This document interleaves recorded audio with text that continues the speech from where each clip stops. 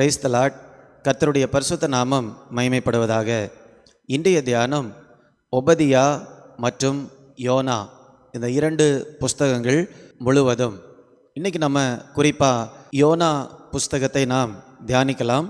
ஒபதியா புஸ்தகம் சிறிய புஸ்தகம், அதை நீங்கள் வாசித்து கொள்ளுங்கள் என்று கேட்கிறேன். யோனாவினுடைய கதை அநேகருக்கு தெரிந்திருக்கும். அப்படி இல்லை என்றாலும் யோனா புஸ்தகத்தில் 4 அதிகாரங்கள் சிறிய அதிகாரங்கள் தான். அதை நீங்கள் ஒரு முறை படித்தாலே அந்த காரியங்கள் உங்களுக்கு புரிந்துவிடும். அநேகர் இந்த கதையை, இது ஒரு நடந்த சம்பவம், ஆனால் நம்ம கதை என்று சொல்லுகிறோம். இதை சிறு வயதிலேயே நீங்கள் படித்திருப்பீர்கள் அல்லது ஏதோ ஒரு சூழ்நிலையில் கேட்டிருப்பீர்கள். அதனால் அந்த சம்பவத்தை நான் சொல்லாமல் அதிலிருந்து நம்ம கற்றுக்கொள்ளக்கூடிய காரியங்களை மட்டும் நாம் பார்க்க போகிறோம். இந்த தியானத்திற்கான தலைப்பு, என்னை சுற்றிலும் கிரியை செய்யும் தேவன். தேவன் எப்பொழுதும் கிரியை செய்து கொண்டு இருக்கிறார். நம்முடைய உறவுகளில் நாம் பார்க்கும்போது, ஒருவேளை குடும்ப உறவாக இருக்கலாம், கணவன் மனைவி உறவாக இருக்கலாம். ஒரு சிலர் சொல்லுவாங்க, எப்பொழுதும் நான் வேலை செஞ்சுட்டே இருக்கிறேன், அல்லது என்னுடைய கணவனோ அல்லது மனைவியோ அல்லது என்னுடைய குழுவில் இருக்கக்கூடிய மற்றவர்களோ அவர்கள் வேலை செய்கிறதில்லை, நான் மட்டும் செய்து கொண்டு இருக்கிறேன் என்று. இன்னும் ஒரு சிலர் இப்படி கூட சொல்லுவாங்க, ஆண்டவர் என்னுடைய வாழ்க்கையில் எந்த கிரியையுமே செய்யலை, நான் தான் ஏதோ ஒரு சில காரியங்களை செய்து கொண்டு இருக்கிறேன் என்று சொல்லி. ஆனால் யோனா தீர்க்க தரிசன புஸ்தகம் நமக்கு கற்றுத்தரக்கூடிய பாடம் என்னவென்றால், ஆண்டவர் எப்பொழுதும் நமக்குள்ளாகவும் கிரியை செய்து கொண்டிருக்கிறார், நம்மை சுற்றிலும் கிரியை செய்து கொண்டிருக்கிறார். அவருடைய கிரியைகளின் மத்தியில் தான் நம்மை வைத்திருக்கிறார். அவர் கிரியை செய்வதை நாம் உற்று நோக்கும்போது, கவனிக்கும்போது, அவருடைய கிரியையை நம்மால் என்ன பண்ண முடியும், கண்டுகொள்ள முடியும். அல்லது நம்ம என்ன பண்ணிடுவோம், அதை மிஸ் பண்ணிடுவோம். கர்த்தருடைய செயல்பாடுகளை நம்மால் என்ன பண்ண முடியாது, புரிந்து கொள்ள முடியாது. ஒரு சில வசனங்களை நான் சுட்டி காட்டுகிறேன். முதலாவதாக சொன்னேன், ஆண்டவர் நமக்குள்ளாக கிரியை செய்கிறார். யோனாவுடைய வாழ்க்கையில் ஆண்டவர் கிரியை செய்தார்.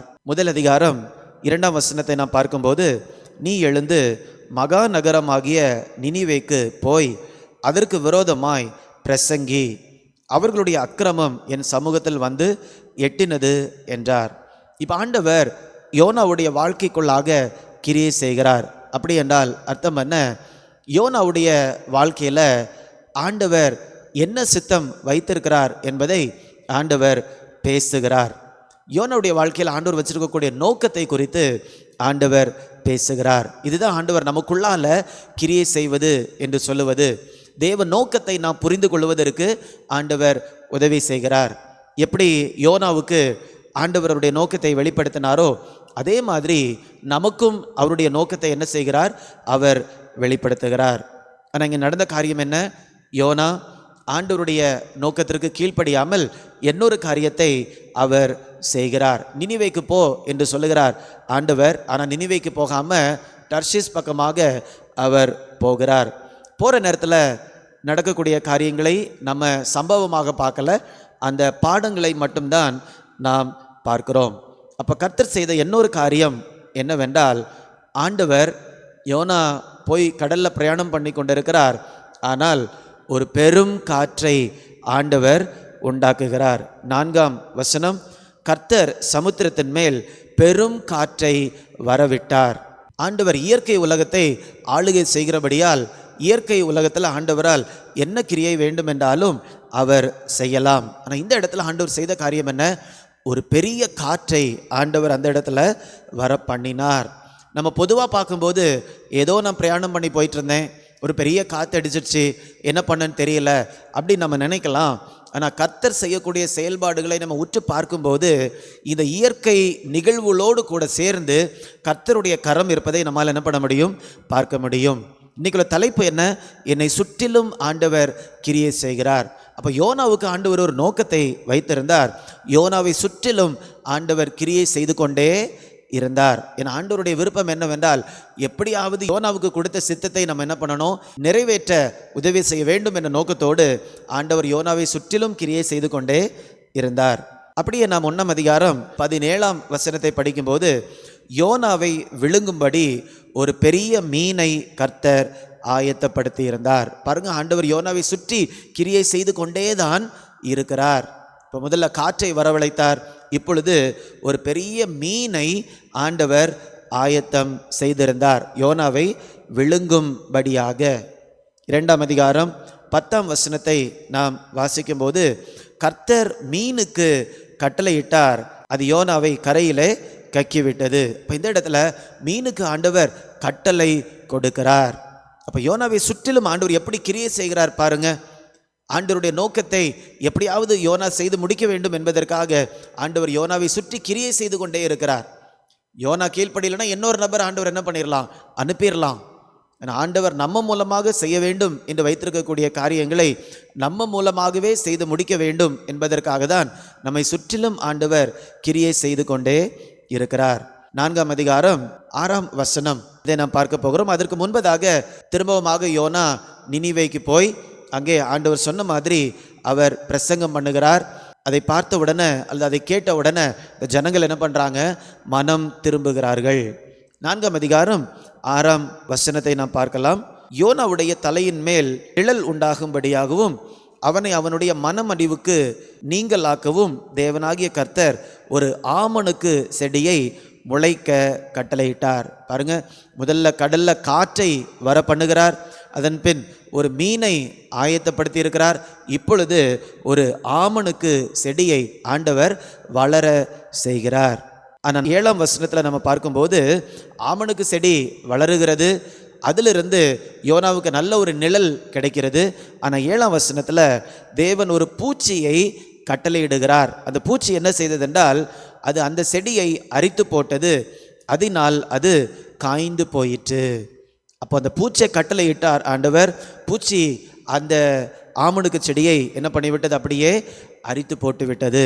8ஆம் வசனம், சூரியன் உதித்த போது தேவன் உஷ்ணமான கீழ்காற்றை கட்டளையிட்டார். அப்போ இந்த இடத்துல ஒரு பூச்சியை ஆண்டவர் கட்டளையிடுகிறார், அதை தொடர்ந்து ஒரு கீழ்காற்றை, ஒரு உஷ்ணமான ஒரு சூடான ஒரு கீழ்காற்றை ஆண்டவர் என்ன செய்கிறார், அந்த இடத்துல அனுப்புகிறார். இப்போ இதெல்லாம் நம்ம பார்க்கும்போது ஆண்டவர் இயற்கையை கூட பயன்படுத்தி ஆண்டவர் என்ன செய்கிறார், நம்மை சுற்றிலும் ஆண்டவர் கிரியை செய்கிறார். God is working around us. நம்மை சுற்றிலும் ஆண்டவர் கிரியை செய்கிறார், நமக்குள்ளாகவும் ஆண்டவர் கிரியை செய்து கொண்டே இருக்கிறார். அதனால் நம்ம ஒரு சில முக்கியமான காரியங்களை நம்ம இந்த தியானத்தினுடைய முடிவில் நாம் கற்றுக்கொள்ளலாம். முதலாவதாக, எப்பொழுதுமே நமக்கு விரோதமாக ஒரு காற்று அடிக்கும்போது என்ன பண்ணக்கூடாதுன்னா, அந்த காற்றை பார்த்து நம்ம என்ன பண்ணக்கூடாது, கோபப்படக்கூடாது. ஆண்டவர் ஒரு பெரும் காற்றை அனுப்புகிறார். அப்போ நம்ம வாழ்க்கையில் காற்று என்று சொல்லும்போது அது சூழ்நிலைகளை குறிக்கிறது.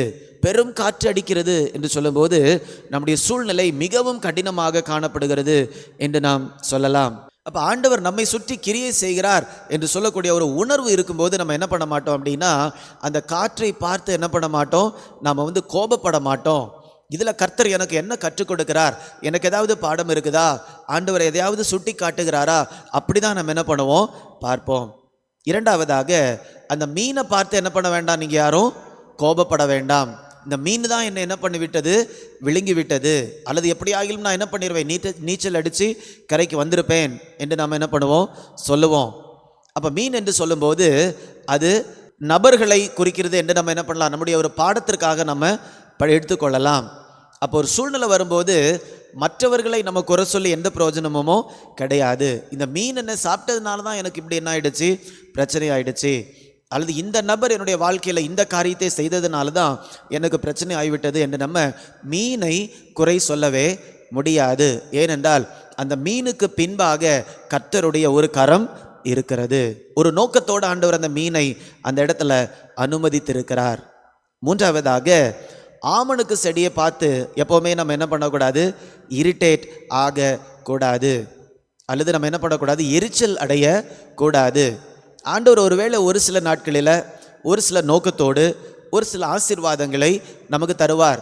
அப்போ அந்த நோக்கம் நிறைவேறின உடனே ஆண்டவர் அந்த ஆசீர்வாதத்தை என்ன பண்ணிடலாம், எடுத்து விடலாம். ஏன்னா அது அந்த நோக்கத்தை நிறைவேற்றி விட்டது.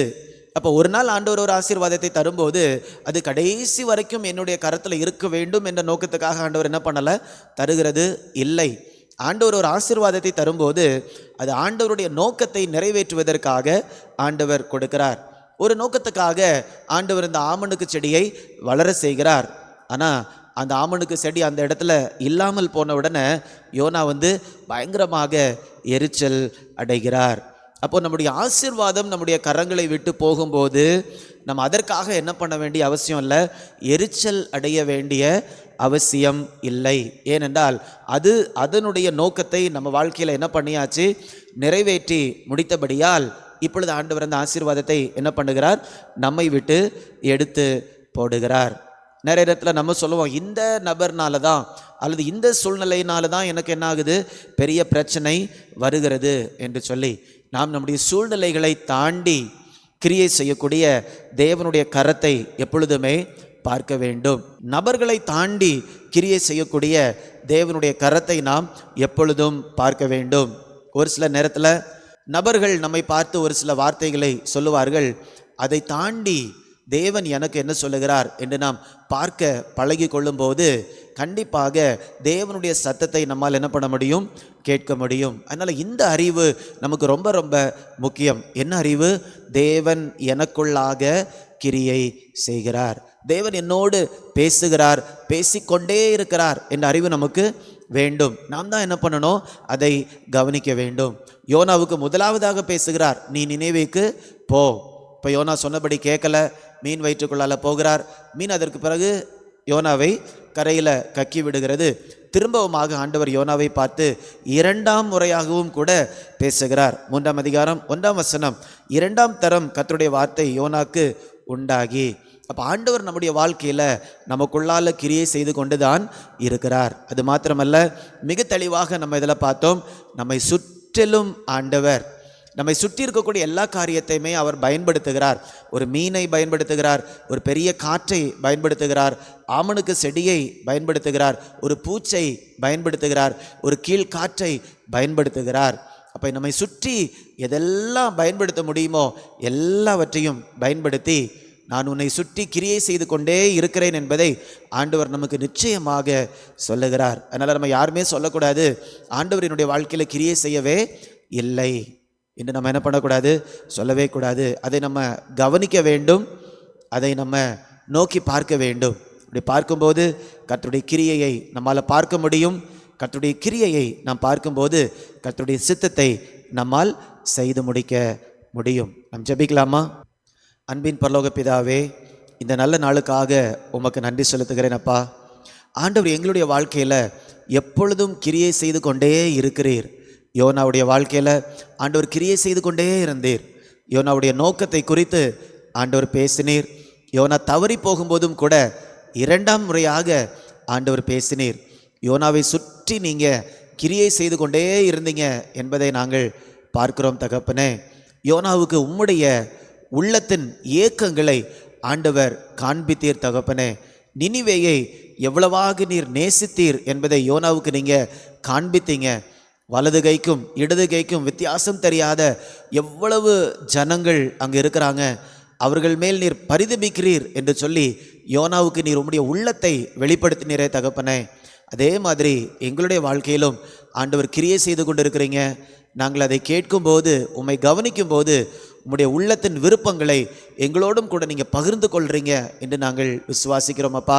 அது மாத்திரமல்ல, எங்களை சுற்றிலும் ஆண்டவர் கிரியை செய்து கொண்டே இருக்கிறீர் என்பதை நாங்கள் நிச்சயமாக உணர்ந்து கொள்ள, அந்த விசுவாசத்தில் நாங்கள் செயல்பட ஆண்டவர் கிருபை தரும்படியாய் ஜெபிக்கிறேன். நாங்கள் ஒருவர் கூட உம்முடைய சித்தத்தை இழந்து விடாதபடிக்கு ஆண்டவர் கிருபை தரும்படியாய் ஜெபிக்கிறேன். மீட்பர் இயேசுவின் மூலம் கேட்கிறேன் நல்ல பிதாவே. ஆமேன், ஆமேன். God bless you. God bless you.